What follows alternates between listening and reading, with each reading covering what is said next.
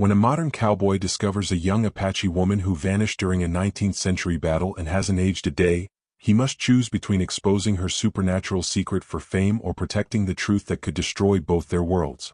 The silence was wrong. Jack Reeves pulled his horse to a stop in the Arizona Canyon, feeling the absence of sound like a physical weight. September 2019. The desert should have been alive with the rustle of wind through sage, the distant cry of hawks, the steady buzz of insects. Instead, the air hung dead and heavy, carrying only the metallic taste of old blood and something else, something that made his quarter horse, Ranger, snort and dance sideways with nervous energy. But it wasn't the silence that made Jack's skin crawl. It was the singing. A woman's voice drifted from deeper in the canyon, soft and haunting, singing in a language Jack didn't recognize but somehow understood. The melody spoke of loss, of waiting, of time stretched thin as spider silk. It was beautiful and terrible, like hearing a ghost weep. Jack had been tracking strays for 3 days, following cattle that had wandered from his family's ranch into the Superstition Mountains. He knew these canyons better than most. His grandfather had taught him every trail, every water source, every place where Apache warriors had once made their last stands against the cavalry. But he'd never heard singing in Devil's Canyon. The voice grew stronger as he dismounted and led Ranger forward on foot. The canyon walls rose like cathedral spires around them, red sandstone carved by millennia of flash floods into impossible spirals and arches.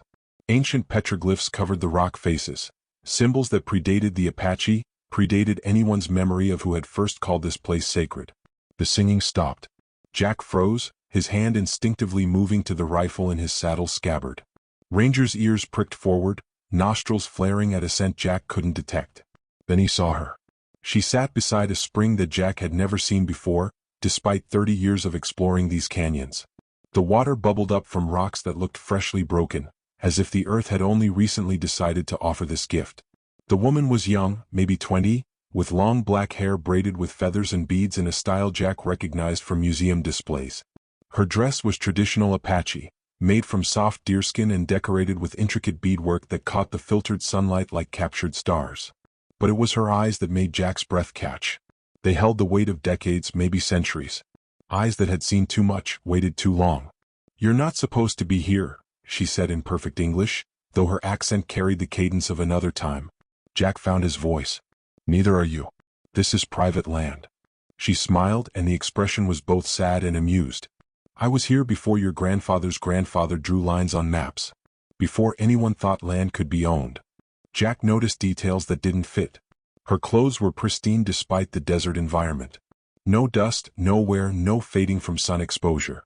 Her skin was unmarked by the harsh Arizona climate, pale and smooth as if she'd never spent a day outdoors. Most unsettling of all, she cast no reflection in the spring's clear water. "What's your name?" Jack asked. "Ayana." She stood with fluid grace, and Jack noticed she left no footprints in the soft sand beside the water. "It means, eternal blossom in my language. My grandmother chose it because she said I would bloom forever." Jack's rational mind catalogued impossibilities. The spring that shouldn't exist. The woman who cast no reflection. The singing that had drawn him here like a siren's call. But his heart recognized something else entirely, a loneliness that matched his own, a sense of being displaced in time. "How long have you been here?" he asked. Ayana's smile faded. "Since the last battle. Since my people fell and I remained." That night, Jack researched everything he could find about Devil's Canyon. The historical records were sparse but consistent. In 1881, a band of Apache warriors had made their final stand in the canyon, fighting a desperate battle against cavalry troops sent to force them onto reservations. The battle had lasted 3 days, ending when the Apache position was overrun. No survivors were reported. But one detail caught Jack's attention. Witness accounts mentioned a young Apache woman who had vanished during the fighting. Soldiers reported seeing her one moment, gone the next, as if the earth had swallowed her whole. Her name was Ayana. Jack found a photograph in the territorial archives, a grainy image taken by a cavalry photographer documenting the aftermath of the battle. In the background, barely visible among the rocks, stood a young woman in traditional dress. The same woman Jack had met beside the impossible spring. The photograph was dated October 15, 1881, 138 years ago. Jack stared at the image until his eyes burned, looking for some explanation that didn't involve the supernatural. A descendant, perhaps. A reenactor. Someone playing an elaborate hoax. But the woman in the photograph was identical to the one he'd met. Not similar, not reminiscent, but exactly the same. Down to the pattern of beadwork on her dress, the arrangement of feathers in her hair, the haunted expression in her ancient eyes. Jack returned to Devil's Canyon the next morning, driven by a curiosity that felt more like compulsion. "You need to stay away from that place." Sheriff Tom Bradley set down his coffee cup with deliberate force, his weathered face grim in the fluorescent light of the diner. Jack had known Tom since childhood. The man had been his father's best friend, had taught Jack to fish and hunt and track. But today Tom looked like a stranger. "Why?" Jack asked. "It's my family's land. Some places don't belong to anyone." Tom's voice carried a warning that made the hair on Jack's neck stand up. "Devil's Canyon is one of them. Have you seen her?" Tom's face went pale. "Seen who?" "The Apache woman. Ayanna." The sheriff was quiet for a long moment, staring into his coffee as if it held answers to questions he didn't want to ask. When he finally spoke, his voice was barely above a whisper. "My grandfather saw her. During the original battle. He was a young cavalry trooper, barely 18. Tom looked up, his eyes haunted. He spent the rest of his life trying to forget what happened in that canyon. What did happen? Something that shouldn't have been possible. Tom leaned forward, lowering his voice. The Apache had a medicine woman with them. Powerful. Dangerous. When the battle turned against them, she performed some kind of ritual. Bound one of their own to the land itself, made her a guardian of their sacred places. Jack felt a chill that had nothing to do with the diner's air conditioning. Ayanna. The woman was supposed to protect Apache burial grounds, keep them safe from desecration. But something went wrong. Instead of becoming a guardian, she became trapped. Caught between worlds, unable to live or die. Tom's hand shook as he reached for his coffee. My grandfather said she was still there when the cavalry left. Standing in the ruins, singing for the dead. He said her voice followed him home, haunted his dreams for 60 years. Why are you telling me this?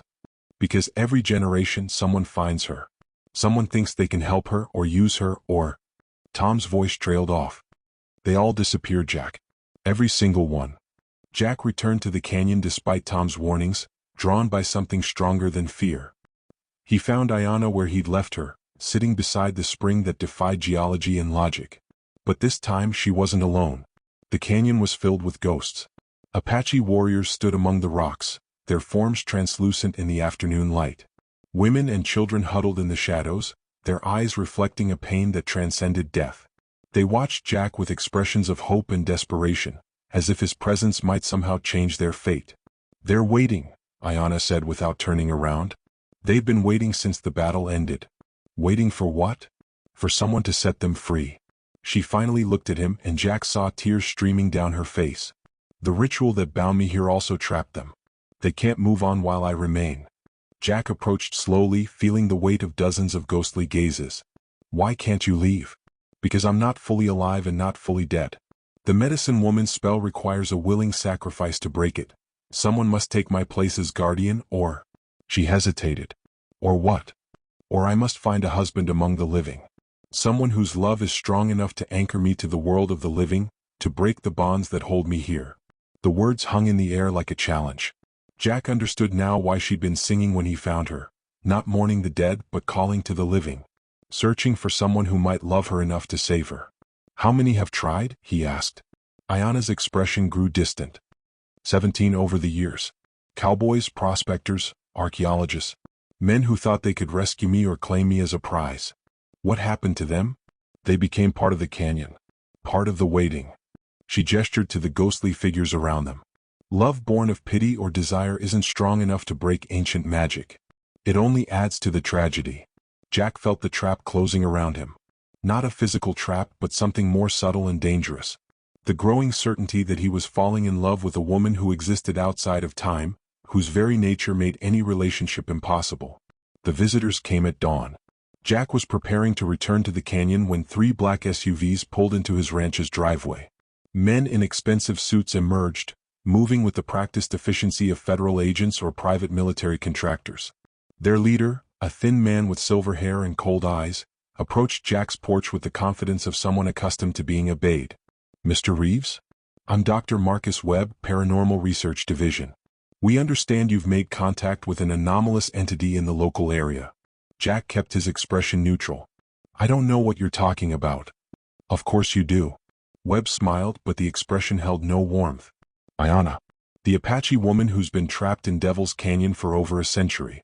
We've been monitoring the situation for decades. Monitoring? The entity represents a significant scientific opportunity. Proof of life after death, evidence of supernatural forces, potential applications for consciousness transfer and life extension. Webb's eyes gleamed with the fervor of a true believer. We're prepared to offer you substantial compensation for your cooperation. Jack felt sick. You want to study her. We want to understand her. The mechanism that keeps her bound to this plane of existence could revolutionize our understanding of human consciousness. Webb pulled out a tablet showing Jack images of a high-tech laboratory. We have facilities designed specifically for containing and studying paranormal entities. She would be well cared for. She's not an entity. She's a person. She's an anomaly that's existed for 138 years without aging or dying. Whatever she was, she's something else now. Webb's voice hardened. Something that belongs in a laboratory, not wandering free in the desert. The other men moved closer, their intentions clear. Jack was outnumbered and outgunned, but he had one advantage: he knew the terrain. I need time to think about your offer, he said. Of course. 24 hours should be sufficient. Webb handed him a business card. Don't disappoint us, Mr. Reeves. We've invested too much in this operation to let sentiment interfere with science. That night, Jack found the truth hidden in his own family's history. Searching through his grandfather's papers, he discovered a journal that had been sealed for decades. The entries detailed his grandfather's involvement in the original battle at Devil's Canyon, not as a cavalry trooper, but as a scout working for the Apache. James Reeves had been a white man raised by Apache after his parents were killed in a raid. He'd served as a bridge between two worlds, trying to prevent the bloodshed that seemed inevitable as settlers pushed into Apache territory. But he'd failed. The journal's final entries described the medicine woman's ritual in horrifying detail. She'd known the battle was lost, that her people would be slaughtered or forced onto reservations. In desperation, she'd attempted to create a guardian spirit that would protect Apache sacred sites for all time. The ritual required a willing sacrifice, someone who would give up their mortal life to become something more. Ayanna had volunteered, driven by love for her people and despair at their fate. But the ritual had been interrupted by cavalry gunfire. Instead of completing the transformation, Ayanna had been caught between states, neither fully alive nor properly dead, bound to the canyon but unable to fulfill her purpose as a guardian. The most devastating revelation came in the journal's final page. Asterisk, I could have stopped it, could have warned the cavalry, prevented the battle entirely. But I was a coward. I chose my own safety over the lives of people who had raised me as their own. Ayanna's fate is my fault.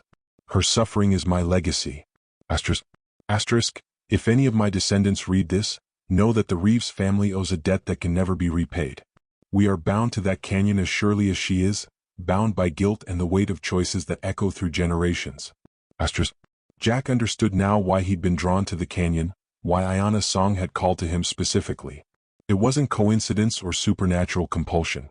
It was justice demanding payment for a debt 138 years overdue. Jack returned to the canyon to find Ayanna waiting for him, but she wasn't alone. Dr. Webb and his team had arrived first, their equipment scattered around the spring like the instruments of some unholy surgery. Ayanna knelt in the center of a containment field, her form flickering between solid and translucent as the machinery disrupted whatever force kept her anchored to the physical world. Fascinating, Webb murmured, studying readings on a handheld device. The energy signature is unlike anything we've recorded. She's not just a ghost, she's a stable intersection between multiple dimensional planes. Jack started forward, but one of Webb's men raised a weapon, not a gun, but something that hummed with electrical energy. I wouldn't, Webb said without looking up. The containment field is delicate. Any disruption could tear her apart at the molecular level. Let her go. I'm afraid that's not possible. She's too valuable to science, too dangerous to leave uncontrolled. Webb finally looked at Jack, his expression mixing pity with contempt. Did you really think you could save her? That love could overcome forces beyond human understanding? Jack realized with growing horror that Webb was right about one thing. He had fallen in love with Ayanna. Not the romantic infatuation he'd felt for other women, but something deeper. A recognition of shared loneliness, of souls that had been searching for connection across impossible distances. But Webb was wrong about everything else. You don't understand what she is, Jack said. I understand perfectly. She's a paranormal entity with unprecedented properties. She's a guardian. Jack pulled out his grandfather's journal, holding it where Ayanna could see. She was meant to protect Apache sacred sites. This whole canyon is a burial ground. Ayanna's eyes widened as she recognized the journal's significance. Her form solidified slightly, the containment field flickering as her connection to the land strengthened. The ritual wasn't interrupted, Jack continued, understanding flooding through him. It was incomplete. She needed someone to help her fulfill her purpose. Webb's confident expression cracked. What are you talking about? She's not trapped here. She's waiting here. Waiting for someone to help her complete what she started 138 years ago. Jack faced an impossible choice. He could help Ayanna complete the Guardian ritual, allowing her to fulfill her original purpose and find peace. But doing so would transform the entire canyon into a protected spiritual site, making it impossible for his family to continue ranching the land. The Reeves Ranch would be lost, along with 5 generations of family history. Or he could let Webb take her, condemning Ayanna to an eternity of scientific experimentation while preserving his family's legacy. The ranch would survive, but Jack would spend the rest of his life knowing he betrayed the woman he loved and the debt his family owed. There was a third option, one that terrified him more than the others. He could take Ayanna's place. The ritual required a willing guardian, someone who would sacrifice their mortal life to protect the sacred sites. If Jack volunteered, Ayanna would be free to move on to whatever waited beyond death. The Apache spirits would find peace. The canyon would be protected. But Jack would become what Ayanna had been, caught between worlds, bound to the land for eternity. Choose quickly, Webb said, his equipment beginning to overload as Ayanna's connection to the canyon grew stronger. The containment field won't hold much longer. Jack looked at Ayanna, seeing the hope and fear warring in her ancient eyes. She'd been alone for 138 years, waiting for someone who understood the weight of sacrifice. There's another way, Jack said suddenly. Jack pulled out his phone and activated the recording app. My name is Jack Reeves, and I'm about to expose the existence of supernatural forces that the government has been hiding for over a century. Webb lunged for the phone, but Jack was already backing toward the canyon's edge, where cell towers could pick up the signal. The woman you see here is Ayanna, an Apache guardian spirit who has been protecting sacred burial grounds since 1881. Dr. Marcus Webb and his Paranormal Research Division have been capturing and experimenting on supernatural entities for decades. Stop him. Webb shouted, but his men hesitated, unsure whether to risk disrupting the containment field. Jack continued recording as he climbed higher up the canyon wall, the signal strength increasing with each step. This canyon contains the remains of Apache warriors who died fighting for their homeland. They deserve respect, not exploitation. The containment field began to fail as Ayanna's connection to the land strengthened. Her form solidified, and the ghostly Apache warriors became visible around the canyon, their presence growing more substantial as their guardian regained her power. You don't understand what you're doing, Webb screamed. She's dangerous. Uncontrolled.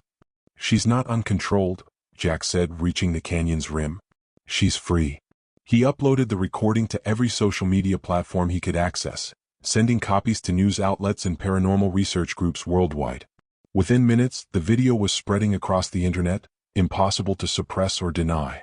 Ayanna rose from the failed containment field, her form now fully solid and radiating power that made the air itself shimmer. The Apache spirits gathered around her, their long wait finally ending. Thank you, she said, her voice carrying across the canyon like a benediction. Webb and his team fled as the canyon filled with supernatural energy, their equipment useless against forces they'd never truly understood. 3 months later, Jack stood at the edge of Devil's Canyon, watching tourists and researchers explore what had become one of the world's most famous paranormal sites. The video had changed everything. Governments worldwide had been forced to acknowledge the existence of supernatural phenomena. Religious leaders debated the implications for human understanding of life and death. Scientists scrambled to develop new theories about consciousness and reality. But for Jack, the most important change was personal. Ayanna appeared beside him, her form now stable and solid. The completion of the Guardian ritual had freed her from the limbo between worlds, allowing her to exist fully in the realm of the living while maintaining her connection to the spiritual realm. Any regrets? She asked. Jack considered the question. His family's ranch was now part of a protected spiritual preserve, managed jointly by the Apache Nation and the federal government. He'd lost the land but gained something more valuable, the knowledge that he'd helped right a 138-year-old wrong. None, he said, and meant it. The canyon below them thrived under Ayana's protection. The Apache spirits had found peace, moving on to whatever waited beyond death. The sacred sites were safe from exploitation or desecration. And Jack had found something he'd never expected: love that transcended the boundaries between worlds. "What happens now?" he asked. Ayana smiled, taking his hand. Her touch was warm, real, anchored in the present moment. "Now we build something new. A bridge between your world and mine, between the living and the dead, between past and future." The Arizona sunset painted the canyon walls in shades of gold and crimson, and Jack realized that some treasures were worth more than land or money or family legacy. Some treasures were worth everything. When a modern cowboy discovers an Apache woman trapped between worlds since 1881, he must choose between preserving his family's ranch and helping her complete a sacred ritual that will change both their destinies forever. Would you sacrifice everything you've known for love that transcends time itself? Could you choose justice over legacy, truth over comfort? Share your thoughts in the comments below, and don't forget to subscribe for more stories that explore the supernatural connections between past and present. Next week we'll uncover the Lighthouse Keeper's Eternal Vigil, a haunting tale of duty, sacrifice, and the price of protecting secrets that span generations. Hit that notification bell so you don't miss this chilling story of love beyond death.